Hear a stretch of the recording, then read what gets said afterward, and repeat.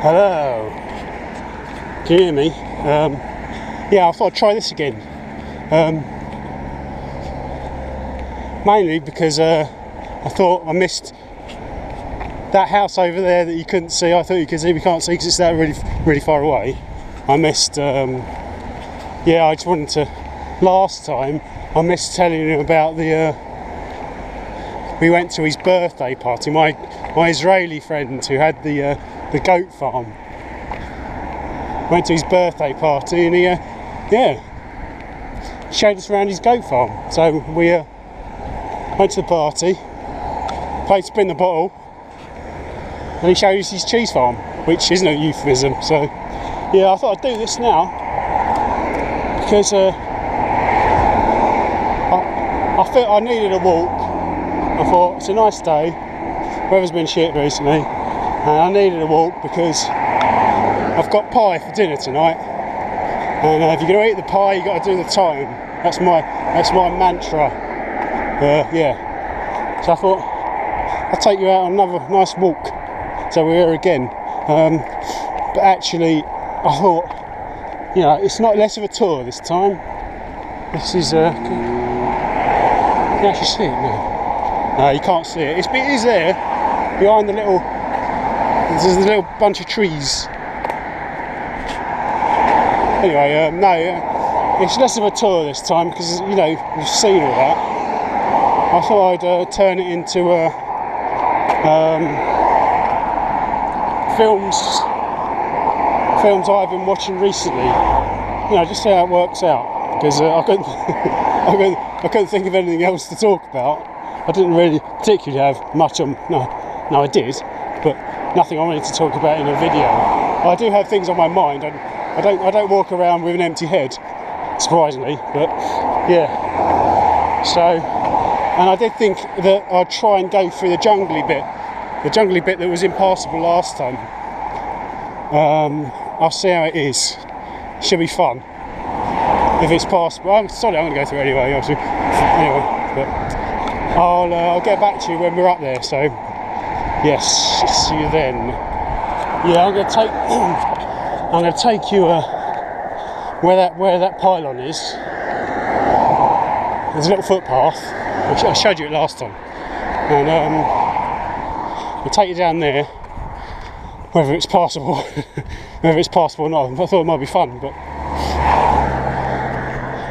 what we will miss, it's quite sad. There's a squashed hedgehog. I thought, somebody might want to see a squashed hedgehog because you don't see as many hedgehogs as you used to, do you? To see a squashed one is sad. But a couple of years ago, I had an itchy hedgehog in my compost bin, which isn't a euphemism either. No, it must have been springtime. This hedgehog just appeared in my garden. And he was having a proper good scratch, like when you're a bit itchy, actually, yeah. I'm talking as if that's a regular thing. As if I'm really dirty, no. I'm sure, you need a good scratch, don't you? And this hedgehog was having a proper good scratch. He was loving it, but I always wonder what happened to that hedgehog. He just sort of, went about his merry itchy way. Yeah, we're just coming up to the path here. We're at Hertfordshire. I'm assuming you can see it, but judging by how far his camera makes things look away, you probably can't. There's a sign over there that says Hertfordshire. That's where the footpath is, so yeah. Disappointingly, it looks like they've trimmed it. That's a lot less fun. Oh god. Well, it's good. It's good that they've trimmed it, but it's a lot less fun than wading through literally waist deep grass. So, and I was imagining just sort of spider webs across the path and stuff like that, you know, getting sort of blankets of spider webs with big fat spiders hanging off them and stuff like that. Something really sort of spooky about pilot, obviously. So you'll see here, look at the view with a pylon right behind you. No, I think ever since the 70s, or was it the 80s? That old public information broadcast scaring kids about flying kites near pylons terrified me. I think there'll be a lot of people who remember that one. But then those public information broadcasts were meant to be remembered, weren't they? Meant to scare little kids into not being idiots. But actually, the worst one was Mr. Nosy Bonk. Jesus Christ, who remembers Mr. Nosy Bonk? It's like something out of a nightmare. Oh, this is blackberries. No, it's actually really disappointing. I was wanting to wade, you know, like a pioneer, but no. Oh well. It's nice though, you know. It's nice being able to stroll. No, I'm just talking bollocks. So yeah, this video, I've actually written out a little list. I've got a little sweaty list of films I wanted to talk about. You know, because my memory, having just said that I don't have an empty mind, my memory is shit. No, it's not. No, actually, it's changing. As I get older, it's changing. I remember weird things really in sort of vivid detail, and then just forget random words. I would tell you what random word I forgot recently, but surprisingly, I forgot it. So yeah, I'll get back to you in a sec. I thought I'd show you the little bridge. I don't know why I turned it off. There you go.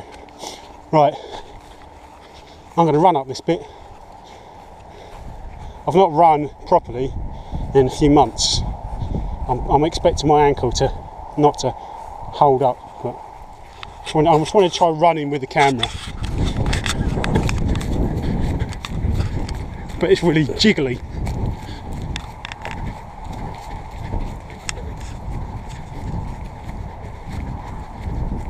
I can feel my ankle already, actually. That's okay though, I've got a doctor's appointment. 2 weeks. 2 weeks. I've got to wait.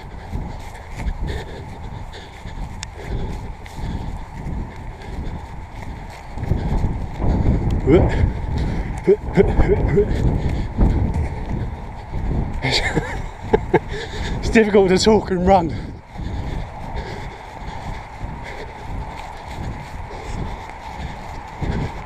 My cardio's fucked.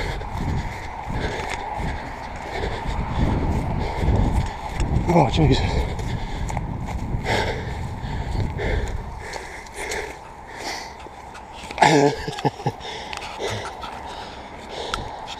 I'll get back to you when I've got my breath back. You still can't see the shard, but it is there. For all the naysayers, I can assure them it is there. All the people who say no, plant them trees. Yeah, as I mentioned, excuse fingers. As I mentioned, I can't hold this camera right. As I mentioned, yeah, this video is mainly about film reviews. There you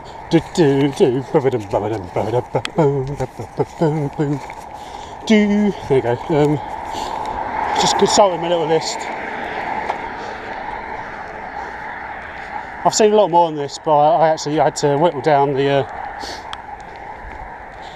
list to things that were interesting, also things I remember. There's a lot of them a long time ago, and I've forgotten. Now this one, first one, a film called Maniac. Horror, I suppose you call it, horror film. starring Elijah Wood, trying to reinvent himself, turn away from the Hobbit typecasting.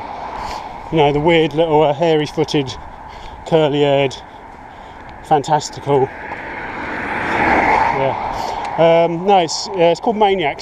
Got Elijah Wood in it. I think it's directed by a French guy. I can't remember his name. But when I looked it up, he had a French name anyway. So. Basically, Elijah Wood plays a serial killer. He plays a serial killer in New York, bit of a loner, has mummy issues. There's flashbacks to his previous life as a kid, and supposedly his mum was a bit of a slag. So he's got mummy issues, and for some reason that's turned him into a serial killer who owns a shop, repairing, reconditioning classic mannequins. So obviously a bit of an alarm bells ring, you know, and just that. But, his victims, he scalps his victims. Once he's murdered them in horrific ways, he scalps them and puts the hair on the mannequins, and then sort of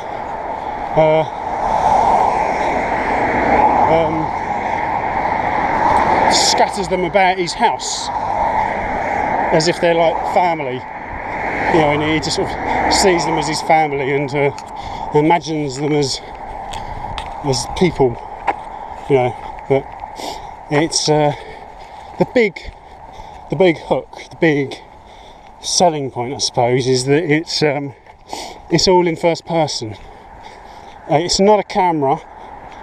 It's actually what he's seeing. It's literally the first person there. It's his vision. So you see, when you see him, he's in mirrors and things, reflective surfaces. But so you see him murder his victims from his point of view, from his perspective. And I can't lie, it's actually really effective for the first, I don't know, maybe half an hour. After that, it just gets really boring and dour and just repetitive, and you sort of seen it all pretty quickly. I get the impression that whoever made it likes Dario Argento, who made things like Suspiria. You know, has that very similar feel to it, just, you know, sort of 20-30 years later. Has this sort of electro sort of synth, very sort of arch, dramatic, melodramatic soundtrack, and it's very not stylized, but not realistic, but not so much glamorized, but it's a violent film. But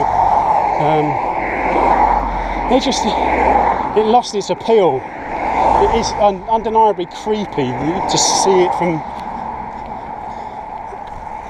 Let cycles go past. To see it from that perspective, but it just starts to pale and you get bored, you know, and the violence gets repetitive. You know, he kills his victims in different ways, but you know, it's just that you get tired of it. And if you do want to see something similar, obviously a lot better, I would go with slightly different. I'd go Peeping Tom by Michael Powell from the 50s, I think. In the 50s, called Peeping Tom. Very similar idea, but that's with a serial killer again. Another young man with mummy issues. He's a serial killer who actually physically films his murders. He has a video camera and he has a knife on the end. It's a lot more effective. Still really, I imagine when it was first released, it's very shocking, and it's still shocking now. But yeah, so don't bother with Maniac. I'd go with how's that? Wow. Yeah, don't bother with Maniac. Go with Peeping Tom, which I haven't seen in a long time. So yeah. Our next one. Next one is a lot better. I can highly recommend this one. It's called The Lookout. It's starring Joseph Gordon-Levitt. Who's actually pretty reliable, I think. He chooses his projects well, and you don't often see him in a turkey. But he plays this young guy who was a high school high achiever, sports star, you know. Sorry, I fly on my finger. A sports star with a you know, glamorous girlfriend, very popular, but obviously has a certain amount of arrogance that goes with it. And he's out driving with his friends one day, and recklessly drives through the night with his headlights off, and just ends up crashing into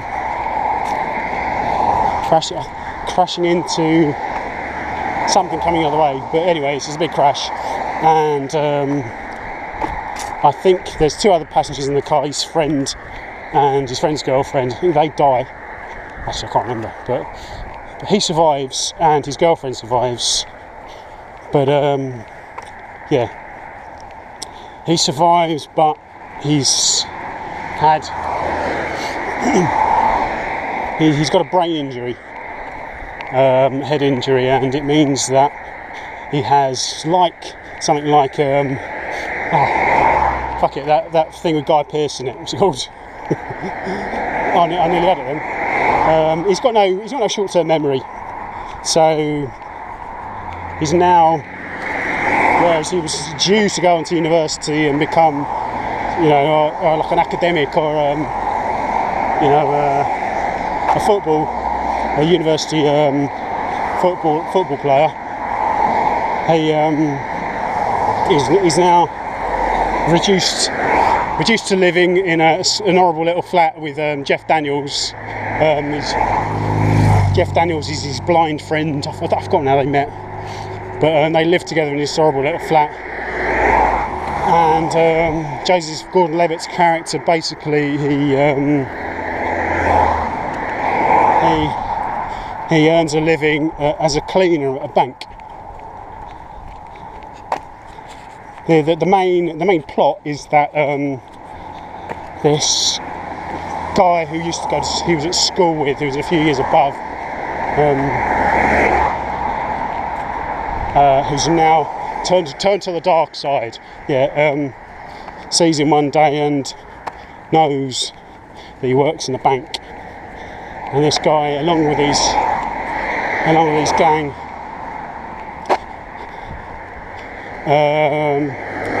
basically pressure him into helping them rob the bank. And it's yeah, that's the main plot. The main character, actually the main villain, is I forgot his name, played by the guy who was Ozymandias in Watchmen. I think it was. I'm pretty sure it was. But that guy, I can't remember his name. But yeah, it's I can highly recommend it. It's called The Lookout. Really brilliantly acted. Really nicely shot. It's set somewhere like, so it feels similar to Fargo. It's in a similar setting. It's quite open and sparse and cold. It's the bank's in a small town USA, and there's no security guard after hours. It's just literally this one guy who's the cleaner. So, and it all goes tits up, so unsurprisingly, and he realises that he has to do something, because he has to work out a way to get the better of these criminals who are really clever and brutal, and well, they're murderers as well. So, and well, the main villain's charismatic, so you can understand why he gets involved in the first place. But no, it's really quirky, bit of an indie film, nicely shot and really nicely acted, great script.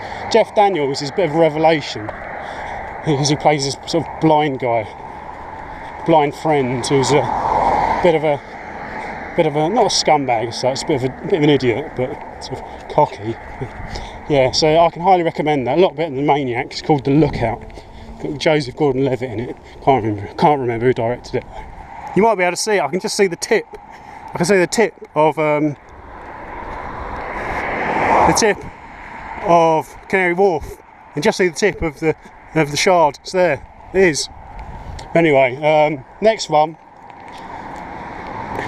I wasn't really going to talk about this one because it's a relatively well-known film. That's because the thing is, a lot of the ones I want to talk about will be sort of less known. This one's will be slightly better known. But it's 500 Days of Summer. I was going to talk about it because it ties into sort of Joseph Gordon-Levitt, who's again, he's sort of a pretty reliable. Is that same? That's that same. Look, microlight as last time, isn't it? It is. I'm sure it is. No, it isn't. It's something weird. But anyway, yeah. Joseph, it's 500 years. It's 500 Days of Summer. Joseph Gordon-Levitt. It's basically about his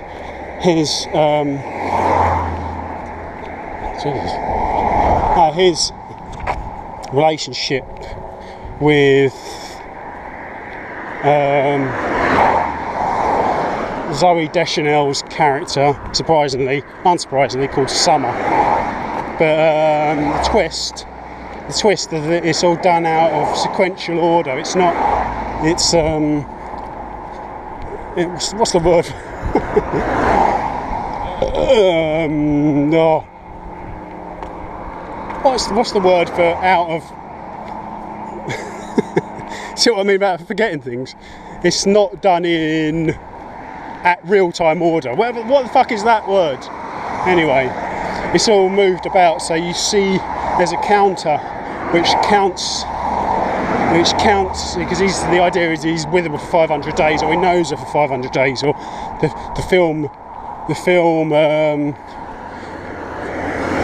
film is across the span of 500 days from when he meets her to the end of the film, and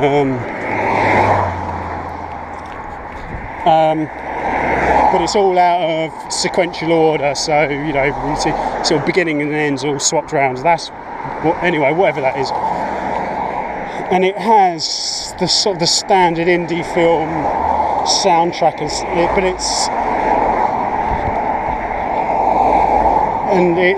not strictly the comedy. There's sort of a standard comedy characters. There's like a sort of a bit of an idiot friend who's a bit of a loser and a bit wacky, but I think I like the way it's put together because it's fucking depressing. It's not the jolliest film in the world, even though it has this air of a rom-com, because you see.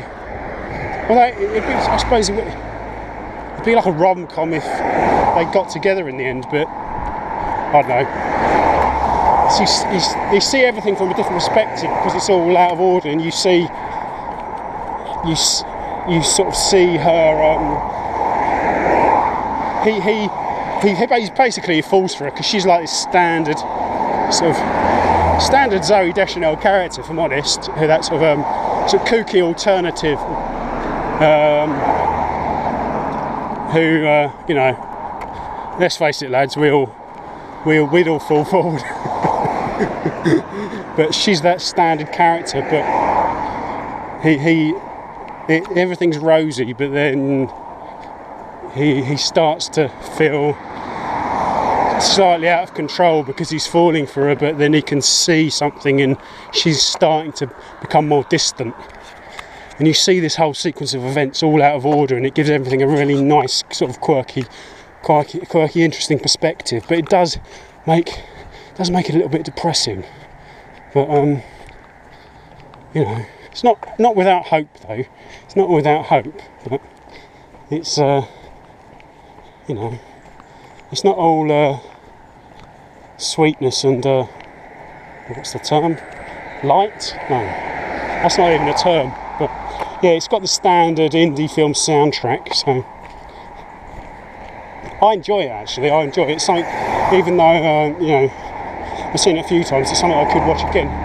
It's not always the case with films which aren't initially aren't initially positive. But yeah, it's 500 Days of Summer. If you're into sort of, I suppose if you're into quirky rom-coms, you might like it. No, you will like it. Yeah, you will like it. Oh, I like it. That's all that matters. Right, what's next? Ruby Sparks. Nice pub. I really fancy a Sunday lunch. Sadly, I've got my pie. Yeah, Ruby Sparks. Not a film I'd heard of until recently. It's one of those things I like just randomly watching a film or reading up about it. I think that sounds interesting, and then watching it and enjoying it. You know, it always makes films. You know, always tend to remember them that way. But no, Ruby Sparks. It's by, I think it's by the same people who did Little Miss Sunshine. It's written by its co-star. I think it's written, Zoe. Yeah, Zoe Kazan. Let's cross the road, shit. Zoe Kazan, granddaughter. So it felt like her baby, this film. She was although, you know, she's not coming from a deprived background, she's not like a struggling artist, or at least I imagine she isn't. Zoe Kazan, granddaughter of a guy called Elia Kazan, who's made on the waterfront, you know, Marlon Brando films, East of Eden with James Dean, you know, all manner of films that you would have heard of. So she's his granddaughter, so it's not like she's had a deprived childhood. She's got like a foot into the industry straight away, just through her dad. Right? But that doesn't show, to be honest. It's I enjoyed it a lot. It stars Paul Dano, who was in There Will Be Blood. You'd recognise him. He plays a young writer who's made a lot of money and got a really good name from his first book. Made enough money to be able to afford an expensive house in the hills in LA. But he's got to this point where he's struggling to write a follow-up, and it's having an effect on him. I mean, I don't think he's not the most likeable character to begin with, but he's having a lot of problems coming up with the second book, and he talks to his family. He doesn't have many friends. That's a point that's made in the film. Talks to his family and his brother, and they all none of them are as high achievers as he is, but particularly his brother. His brother's like the standard brother. Fuck! I thought I forgot my keys. But they give all this standard advice, you know, write what you know. The thing is, the character is also lonely. He's a really lonely, quite a geeky guy supremely talented, and he decides to write about a girl, write about his ideal girl, which sort of ties it into 500 Days of Summer, because they've it's that very popular leading lady character that you get in a lot of indie films, the kook, that Zooey Deschanel has perfected. Similar character in this. The writer writes what he knows, and he writes about this girl and everything, his ideal girl, everything he wants, and goes to bed, gets up the next day, and there's a girl in his house, and to begin with he shits his pants, makes a run for it, and she asks him where he's going, but he just gets out of there. He comes back eventually, she's still there, and he's thinking, she appears to know him. He's thinking, do I know, is this all in my mind? Is this just my imagination? Who is this girl? But she seems real to him. Is he having a breakdown? So they spend a lot of time together. He realises that she feels real, but eventually he introduces her to his brother, and she's actually physical. He realises his brother can see her, his brother can touch her as well, so she's a physical person. So what's happened, the idea of the film is that somehow this writer has manifested this girl through purely the force of will, through his writing. He's written down this character in the book, and somehow she's appeared, and which obviously moves into the realms of fantasy. And to begin with, being not particularly nice character, it feels a bit like a bit of a misogynist fantasy. But as the film goes on, you realise it's something different, because the main character, the writer, makes mistakes, is not particularly likeable. So you realise it's his fantasy, but you're not necessarily supposed to go with it. And it's more about the idea of the girlfriend having to conform to his ideals. She conforms to him rather than he controls her, But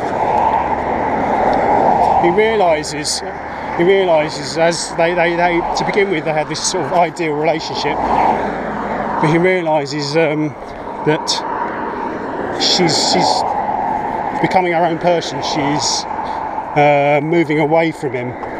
You can see it, she's becoming more independent. Whoop. It's like in the bushes. She's becoming more independent, but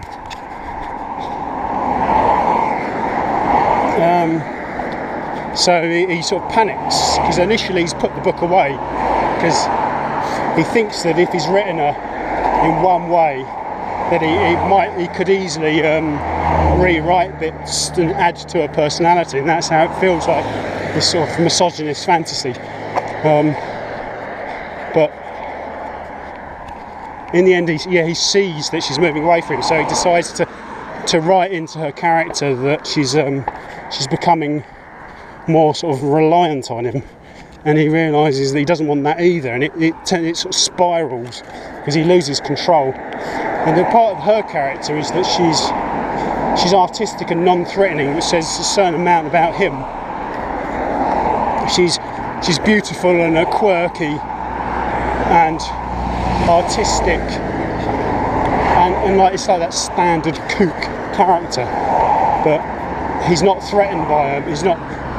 She can't succeed in the way that he has, which reflects on him rather than her. And there's a really nice scene, really sort of intense scene quite near the end, which I'm struggling to explain without giving away too much, but again, like 500 Days of Summer, it has all the standard indie film rom-com quirks. With it has like the soundtrack, even has soundtrack in French, which is a bit of a dead giveaway. You know, if any Hollywood film wants to give off a certain vibe, just do like a French indie sort of pop indie song in the soundtrack. But yeah, Ruby Sparks, I thought it tied in well to 500 Days of Summer, because they have a similar angle, just sort of from different perspectives. So yeah, I can recommend both of them actually, Ruby Sparks. Alright, the next one was going to be The Double, Richard Ayoade's take on, is it Dostoevsky? That's what I've read anyway. I don't know, but apparently it's Richard Ayoade's taken a Dostoevsky short story and adapted it into a film. I was going to talk about it, but this video, I'm guessing this video is really long already, because I've witted on for a long time about. I was only going to talk for a short time about some of these films, but it's not worked out like that. But it was really, really. I watched it last night. It was fantastic. It's just it shows that Richard Ayoade is turning into a really confident filmmaker, because it's such a deliberate image and such a deliberate style, really confidently put across. Whereas I really did enjoy Submarine, and it has similar quirks, but Submarine was a bit more is a bit less intense and a bit more of a. He sort of eased himself into the whole thing, but anyway, yeah, the Double, it's really, really good. If you like things like Brazil, or you like Jean-Pierre Jeunet films, sort of less whimsical, more intense, darker. Yeah, Jean-Pierre Jeunet, he made Amélie and films like that. It's clay pigeon. Fucking hell, see the size of that? It's big. Jesus. You're not going to be able to see it. There's almost like a World War II bomber over in the distance. There must be an airstrip, but anyway. Yeah, Jean-Pierre Jeunet made Amélie. Oh fuck it, I've forgotten. A Year to Remember? No. Oh shit, I've forgotten now. There's loads. It's really. He made Alien 4, did he? Alien Resurrection. Can't remember, but anyway. But it's similar aesthetic to those, with a nice quirky, similar amount of quirk to Submarine, his first films. But so yeah, I'm not going to do that one. That's all you're getting for that one. But I can highly recommend it. It's The Double. It's got Jesse Eisenberg in it, who's, along with Michael Cera, cornered the market in a sort of geeky leading man. But he plays two different characters, if you didn't know, couldn't guess. Last two. This one, Man with the Iron Fists. Some sort of weird B kung fu movie. It's some sort of written, directed, I don't know, by was it Gaza, RZA from the Wu-Tang Clan, and it's got Russell Crowe in it. It was shocking. It's really corny. I suppose being his film, Gizza or Wazza or RZA or Dazza, can put whoever he likes in it, but he can't act. He has no presence. He plays the man with iron fists, and